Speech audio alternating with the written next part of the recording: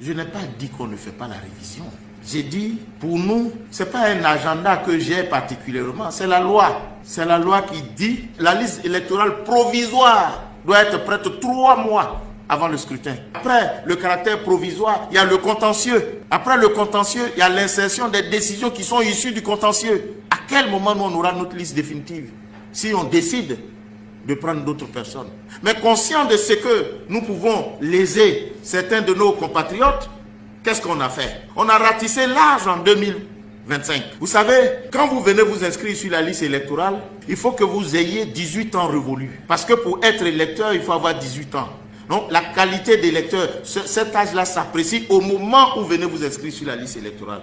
Mais exceptionnellement, nous avons dit, nous allons prendre toutes les personnes qui n'ont pas 18 ans, mais qui l'auront avant la publication de la liste provisoire en 2025. Il y a quelques annonces qui ont été faites. Ce pas des annonces banales, ni bénignes, elles sont importantes. Il y a deux fondamentalement. On va différer l'examen de la deuxième à plus tard, mais je voudrais m'arrêter sur la première annonce qui a été faite.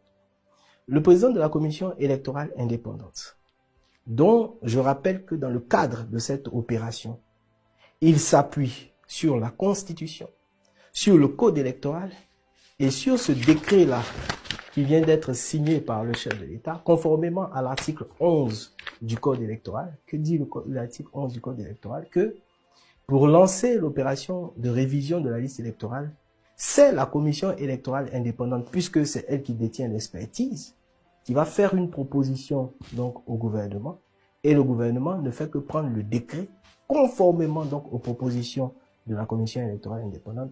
Premièrement, pour fixer la période, et deuxièmement, les modalités. Donc c'est la CEI. Donc ce document, on peut le dire, n'a été signé, bon, le président de la République, chef de l'État, n'a fait que signer le document, sinon c'est le document de la CEI. Et si vous prenez donc l'article 5 de ce document même, donc de la CEI, qui est signé par le chef de l'État, il est écrit conformément à la Constitution, conformément au Code électoral, et conformément donc à l'esprit de tout cela, il est écrit que pour s'inscrire sur la liste électorale, l'Ivoirien âgé de 18 ans au moins est tenu de présenter sa carte nationale d'identité, tout ça. Or, que nous annonce le président de la commission électorale indépendante? Que exceptionnellement pour cette opération, alors que ce n'est pas dans le décret qui gouverne son action, que exceptionnellement, la liste électorale, l'opération va être ouverte à des jeunes qui n'ont pas 18 ans révolus, donc au 19 octobre, donc des jeunes de 17 ans, et qui pourraient donc avoir 18 ans de cette période-là, donc sinon passer cette période jusqu'au 1er mars 2025.